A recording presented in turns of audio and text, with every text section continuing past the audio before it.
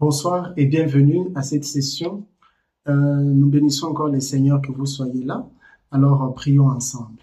Seigneur éternel, merci pour ce moment, merci pour la grâce et ta bonté. Merci pour ton amour indéfectible et infaillible. Merci de nous accorder encore cette opportunité. Merci de nous garder en vie, en bonne santé. Merci pour ta lumière et ta puissance. Seigneur, utilise ce moment pour visiter quelqu'un, guérir, transformer, délivrer au nom de Jésus. Nous te supplions, change encore des décisions en notre faveur au travers de cette session. Seigneur, tu es Dieu dont l'amour est infaillible, ta fidélité est grande et tu es notre Père. Nous croyons et nous te faisons confiance. Nous t'invoquons en ce moment. Règne et domine dans nos cœurs, domine dans nos pensées, pour ta gloire et pour notre bien, au nom de Jésus-Christ. Amen.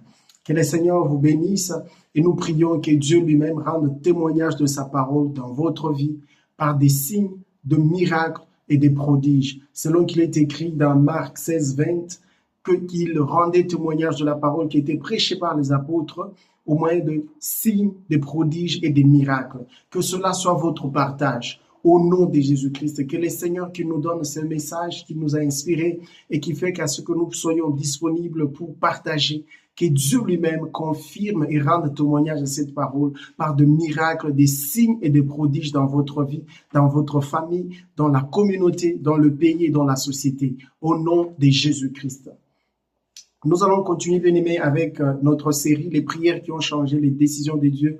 Je vous encourage, bien-aimés, à prendre du temps avec cette série et à prier. Quel que soit le temps que vous êtes en train de traverser, prenez cette méthode, prenez chaque jour un message et priez, consacrez votre temps à prier, à demander Dieu dans cette direction-là. Je suis très sûr et je suis certain que vous allez voir la main de Dieu. Dieu lui-même va rendre témoignage à sa parole dans votre vie, dans votre situation, et vous allez les témoigner. Que le Seigneur vous bénisse.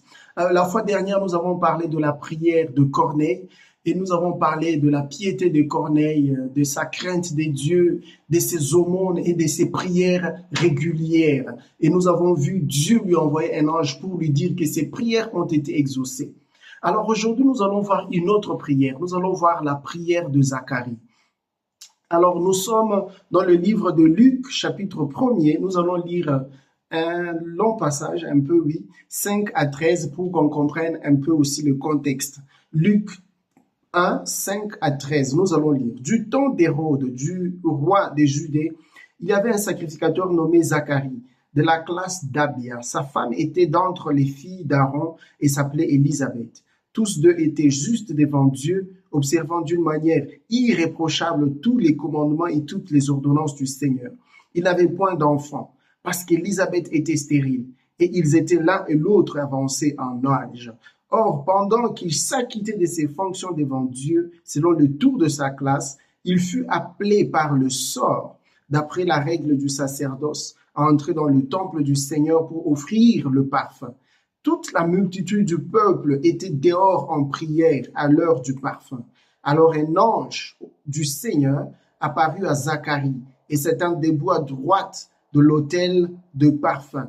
Zacharie fut troublé en le voyant et la frayeur s'empara de lui. Mais l'ange lui dit, ne crains point Zacharie, car ta prière a été exaucée. Ta femme Élisabeth t'enfantera un fils et tu lui donneras le nom de Jean. Voilà la lecture de la parole et que le Seigneur vous bénisse. Ici, notre phrase préférée ici, ou la phrase de notre thématique, ta prière, ne crains point, Zacharie, car ta prière a été exaucée.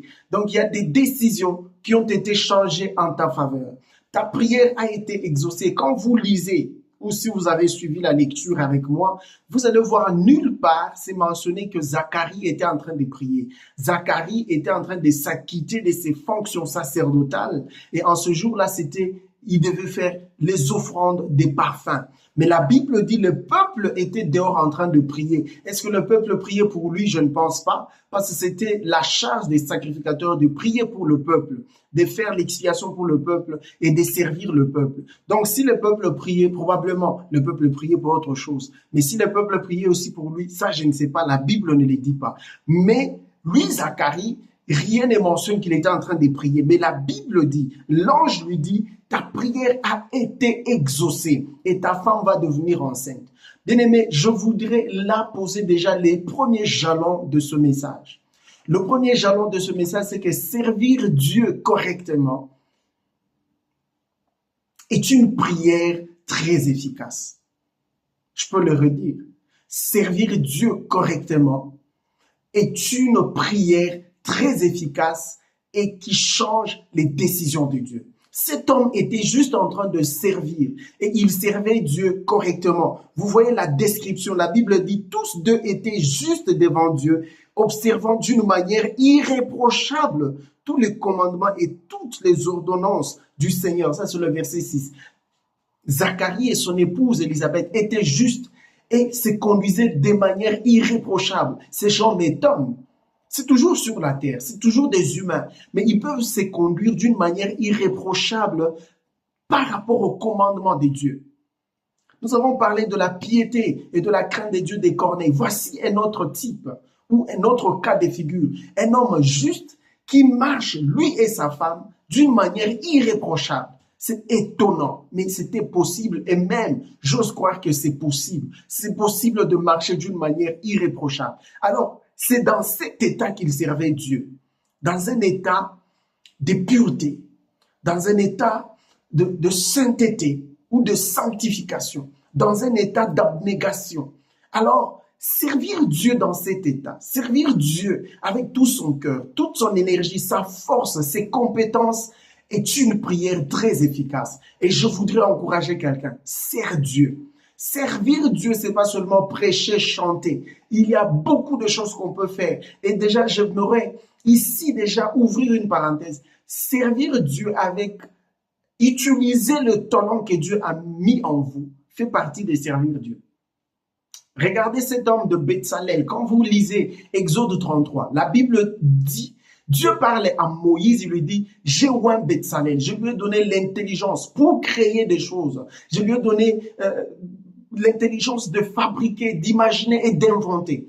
Et il a été appelé à la construction du tabernacle, de l'arche de l'Alliance. Donc, on ne peut pas parler du tabernacle de Moïse, de l'arche de l'Alliance, sans parler de Betsalel. Mais vous voyez que cet homme, il a servi Dieu en utilisant son talent. Donc, quand nous parlons de servir Dieu, ne voyez pas tout de suite la prédication, la louange, je ne sais pas, mais voyez l'exploitation des capacités et des dons que Dieu a mis en vous, que ce soit des dons spirituels ou des dons intellectuels, physiques. Lorsque vous les utilisez à bon escient, sachez que vous êtes en train déjà là de servir Dieu et ça va être une prière très efficace pour vous. Et pour ajouter à cela, la Bible dit dans Genèse 49, le verset 25, la Bible dit, ici c'est Jacob qui parle à Joseph, il dit, c'est l'œuvre du Dieu de ton Père qui t'aidera.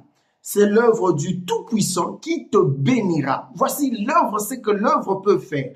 Des bénédictions des cieux en haut, des bénédictions des eaux en bas, des bénédictions des mamelles et du sein maternel. Ça, c'est juste l'œuvre de Dieu. Bien-aimé, j'aimerais encourager quelqu'un. Si tu sers Dieu, sers-le correctement. Sers-le de tout ton cœur. Et ce service-là est une prière efficace que Dieu ne va pas zapper. C'est une prière efficace que Dieu se donnera le temps d'exaucer. Alors, voyez un autre élément. Cet homme, il est sacrificateur et il sert Dieu. La Bible dit les deux étaient d'un âge avancé mais sans enfant. En Israël, vous ne devenez pas un sacrificateur actif avant 30 ans. Et j'ose croire que vous devez être déjà marié avant d'entrer en fonction. Mais voici cet homme, jusqu'à l'âge avancé, il n'a pas toujours d'enfant, mais il continue à servir Dieu.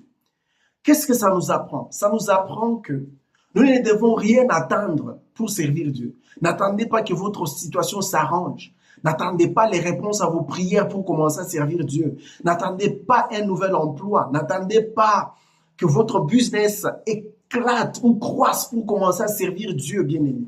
N'attendez pas de sentir la stabilité, la paix de tous côtés. la stabilité, la victoire de tous côtés pour commencer à servir Dieu. N'attendez pas que tout soit calme, qu'il y ait la paix, que tout le monde vous aime, que tout le monde vous apprécie, que vous ayez des louanges partout. Si vous attendez ce jour-là, la bonne nouvelle, c'est que ce jour-là arrivera. Mais personne n'aura besoin de vos services parce que nous serons déjà dans le paradis. Ce jour-là, c'est dans le paradis. Il n'y aura plus de soucis. Il n'y aura plus des fluctuations des émotions. Aujourd'hui, tu es confident, demain, tu doutes. Aujourd'hui, tu as des certitudes, demain, tu n'en as pas. Aujourd'hui, tu es rassuré, demain, non. Aujourd'hui, tu es joyeux, demain, tu es triste. Là-bas, il n'y aura plus de fluctuations d'émotions. Nous serons dans la joie et ce sera une joie permanente. Nous serons dans la célébration, dans l'allégresse. Il n'y aura pas d'ennemis là-bas. Personne ne viendra te troubler. Personne ne viendra troubler ta paix. Tu auras la paix de tous côtés.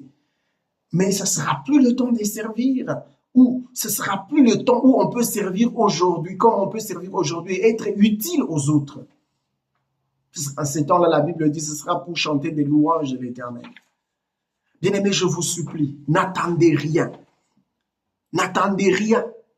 N'attendez rien. Regardez le ministère de l'apôtre Paul. Lorsque nous lisons 2 Corinthiens chapitre 11, quand vous lisez à partir du verset 26, l'apôtre Paul dit « Fréquemment en voyage, j'ai été en péril sur le fleuve, en péril de la part des brigands, en péril de la part de ceux de la nation, de ma nation, en péril de la part des païens, en péril dans les villes, en péril dans les déserts, en péril sur la mer, en péril parmi les faux frères.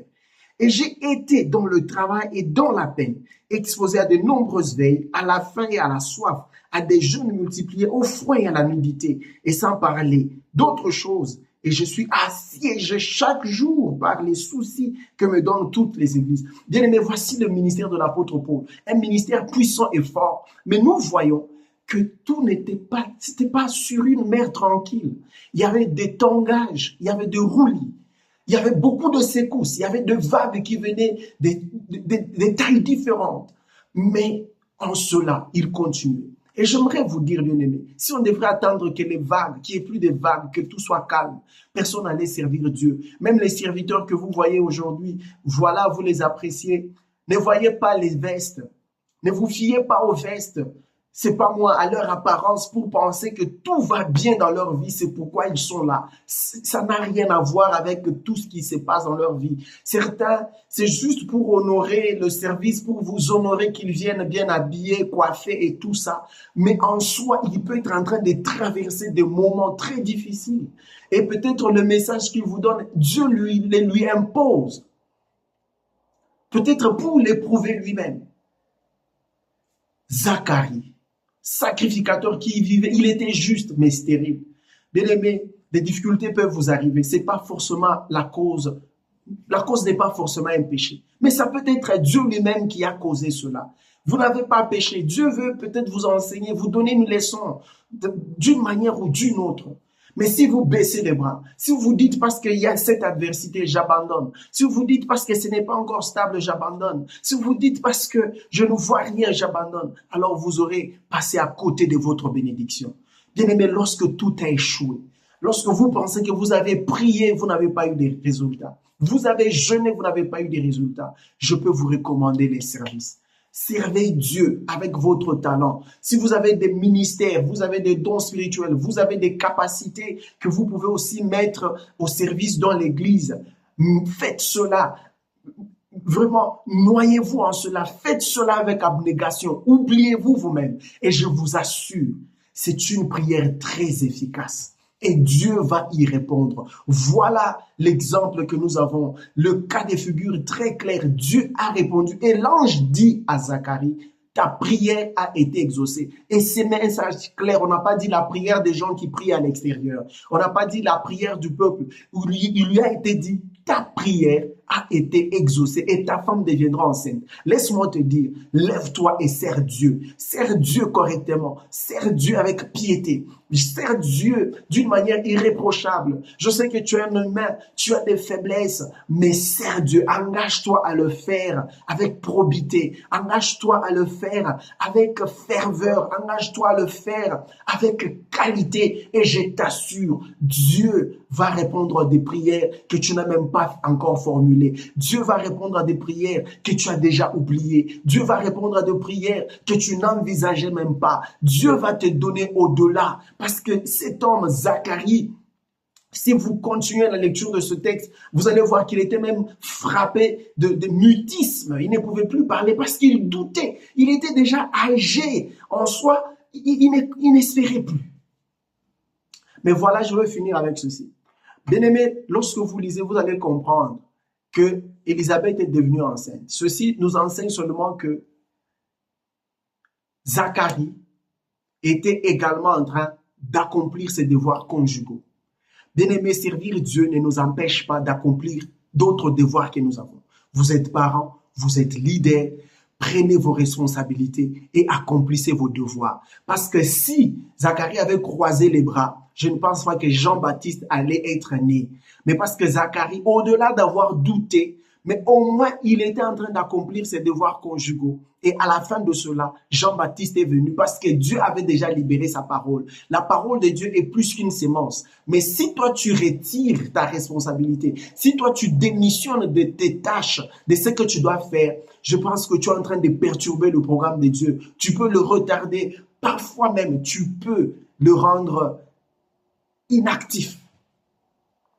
Alors, regarde d'autres responsabilités que tu as. Tu dois prendre soin de tes enfants, de ton épouse, de tes frères, de ta famille et de tout ça, de ton entreprise. Fais le tout parce que Dieu t'en a donné les capacités. Alors, je veux que tu te lèves. Engage-toi dans les services de Dieu. Trouve quelque chose à faire dans l'intérêt de Dieu seulement et de son peuple.